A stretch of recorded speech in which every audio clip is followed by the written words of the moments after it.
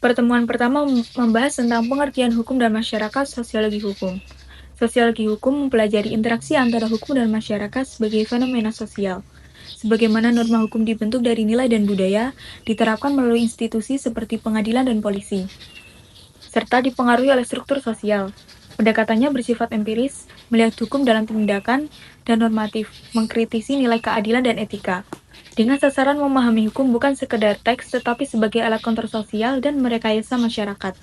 Melalui studi empiris dan teori, sosiologi hukum mengevaluasi efektivitas hukum dalam menjaga ketertiban, mendidik publik, dan mengatasi konflik, serta menelusuri bagaimana hukum tumbuh dan berubah bersama dengan masyarakat.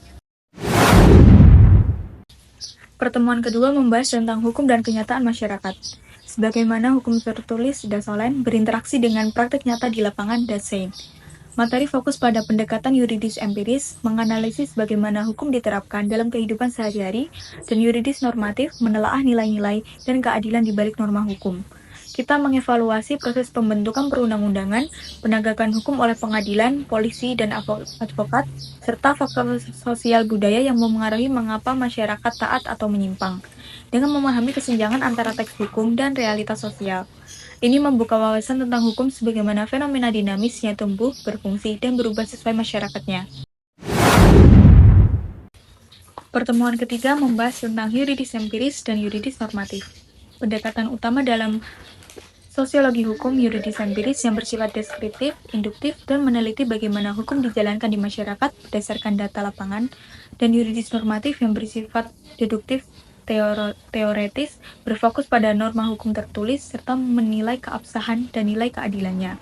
Integrasi kedua pendekatan ini mungkin pemahaman hukum yang lebih utuh. Yuridis empiris memberikan wawasan tentang praktek nyata, sementara yuridis normatif menyediakan dasar teori untuk merumuskan dan mengevaluasi hukum secara efektif. Pertemuan keempat membahas tentang mazhab pemikiran hukum positif. Aliran yang menekankan bahwa hukum adalah sistem aturan tertulis yang diciptakan oleh otoritas negara dan harus dipahami secara terpisah dari moral atau nilai-nilai eksternal. Pendekatan ini menyoroti dua hal utama, yakni yang pertama, pentingnya kepastian hukum di mana aturan tertulis memberikan kejelasan dan konsistensi. Yang kedua, legitimasi formal, bahwa validitas hukum berasal dari prosedur pembuatannya oleh penguasa, bukan dari isinya.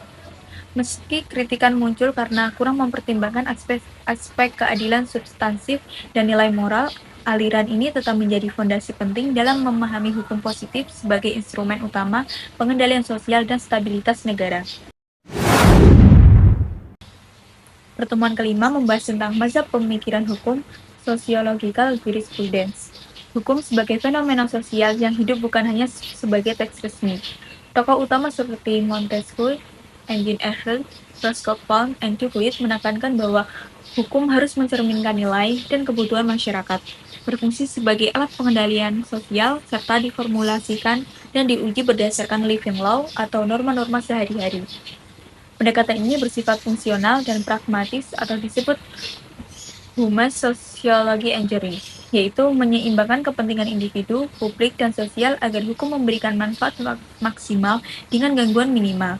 Aliran ini menolak positivisme dan eksklusif dan formalistik serta mendorong hukum yang responsif terhadap perubahan sosial dan budaya masyarakat. Pertemuan keenam ini membahas tentang mazhab pemikiran hukum, living law atau utilitarianisme. Menggabungkan dua pendekatan kunci, living law atau utilitarianisme. Living law menurut Eugen Ehrlich adalah hukum yang tumbuh secara alami dalam masyarakat melalui adat, tradisi, dan kebiasaan yang diakui serta dijalankan oleh komunitas sehari-hari. Sementara itu, utilitarianisme dikembangkan oleh tokoh seperti Bentham, Mill, dan Jering menekankan bahwa hukum harus bertujuan untuk kebahagiaan terbesar bagi jumlah terbesar orang, menjadikan kemanfaatan dan pengurangan penderitaan sebagai tolak ukur utama. Dengan perpaduan ini, hukum ideal bukan hanya mencerminkan realitas sosial, tetapi juga harus dirancang secara pragmatis untuk memaksimalkan manfaat bagi masyarakat luas, sehingga menjadi instrumen sosial yang responsif dan efektif. Pertemuan ketujuh membahas tentang pemikiran Emil Durkheim dan Ibnu Khaldun. Durkheim memiliki hukum sebagai cerminan solidaritas sosial dalam masyarakat tradisi mekanik. Hukum bersifat represif untuk menjaga keharmonisan kolektif. Sedangkan di masyarakat modern organik, hukum bersifat restitutif, memulihkan relasi sosial melalui kompensasi atau rehabilitasi. Ibnu Khaldun melalui konsep asabiyah kohesi kelompok memandang hukum sebagai instrumen keadilan substansif. Hukum harus mencerminkan solidaritas sosial dan menegakkan al-adl, sambil memperingatkan bahwa birokrasi yang melebihi bisa melemahkan kohesi sosial dan efisiensi pemerintah. Keduanya menunjukkan bahwa hukum tumbuh dari struktur sosial dan bertujuan menjaga keteraturan serta keadilan sesuai dinamika masyarakatnya. Pertemuan ke-8 tentang pemikiran hukum Max Weber, H.L.A. Hart. Max Weber dan L.H.A. Hart menyumbangkan dua perspektif utama dalam teori hukum modern. Weber menyoroti legal rasional otoritas berdasarkan aturan formal dan birokrasi, bukan tradisi atau karisma yang menjadi fondasi hukum modern atau negara birokratis. Sedangkan Hart, dalam The Concept of Law, mengembangkan positivisme analik dengan membedakan aturan primer, mengatur perilaku, dan aturan sekunder, mengatur bagaimana aturan dibuat, diubah, dan dikenali, serta mengenalkan rule of recognition, yakni konvensi sosial yang menentukan apa yang dianggap sah sebagai hukum dalam suatu sistem. Pendekatan Weber bersifat deskriptif sosiologis tentang legalitas dan kekuasaan, sementara Hart memberikan kerangka filosofis sistematis untuk memahami struktur dan validasi hukum. Pertemuan ke-9 membahas tentang effectiveness of law. Efektivitas hukum dalam sosiologi hukum dinilai dari sejauh mana aturan formal benar-benar ditaati di lapangan, yang mendorongnya lewat 3 motivasi utama, yakni ketakutan pada sanksi, identifikasi dengan komunitas hukum, dan internalisasi norma. Namun, penelitian modern menyoroti bahwa legitimasi hukum, khususnya melalui keadilan prosedural, cara pembuatan dan penegakan hukum yang adil, cenderung lebih efektif daripada ancaman hukuman semata. Selain itu, pengetahuan hukum, etos hukum, dan nilai moral pribadi juga memainkan peran penting dalam mewujudkan kebutuhan. Singkatnya, hukum dianggap efektif bila selaras dengan nilai sosial, ditegakkan secara adil dan konsisten, serta mendapat dukungan internal dari masyarakat. Pertemuan ke-10 membahas tentang law in social control, menetapkan norma perilaku melalui aturan formal yang disusun negara dan ditegakkan oleh aparat, serta mendapatkan dukungan dari norma informal seperti adat, agama, dan tekanan sosial.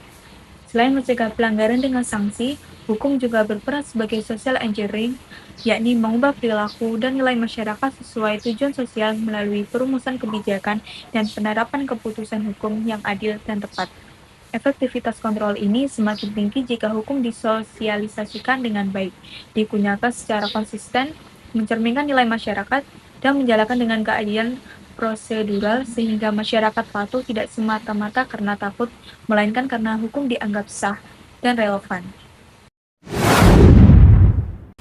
Pertemuan ke-11 membahas tentang legal pluralism, konsep yang menggambarkan keberadaan keberagaman sistem hukum seperti hukum negara, adat, agama, atau mekanisme informal hidup berdampingan dalam satu masyarakat atau wilayah.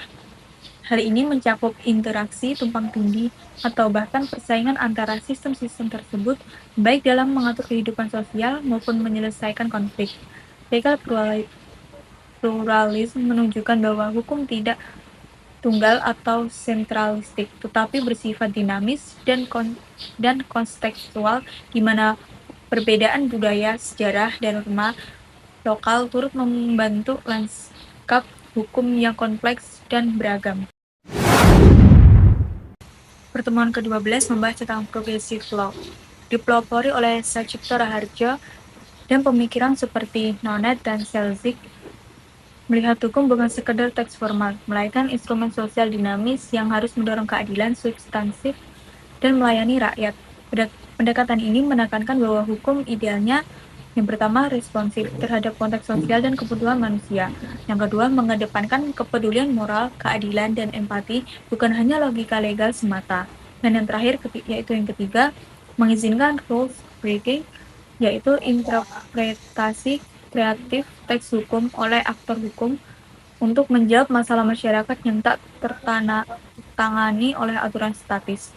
Dengan demikian, hukum progresif menjadi alat perubahan sosial yang holistik, manusiawi, dan adaptif, bukan hanya sebagai alat kontrol status quo. Pertemuan ke-13 membahas tentang Socio-Legal Studies.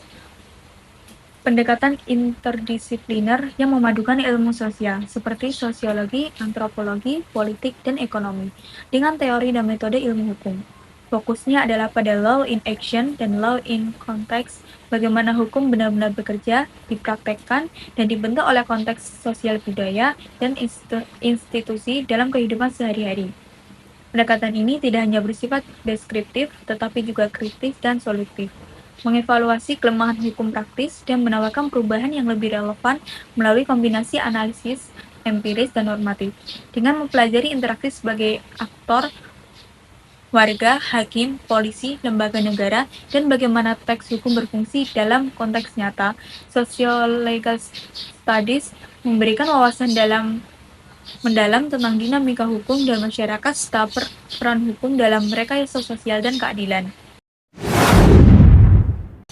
Dan pertemuan terakhir yaitu yang ke-14, materinya tentang pendekatan sosiologis dan studi hukum Islam.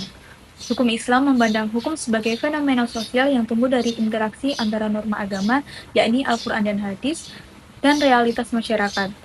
Studi ini mengevaluasi bagaimana hukum Islam mempengaruhi perubahan sosial, misalnya penyebaran zakat, praktik, muamalah, atau layanan perbankan syariah, serta bagaimana perubahan masyarakat seperti urbanisasi atau dinamika politik mempengaruhi pemahaman dan perkembangan hukum.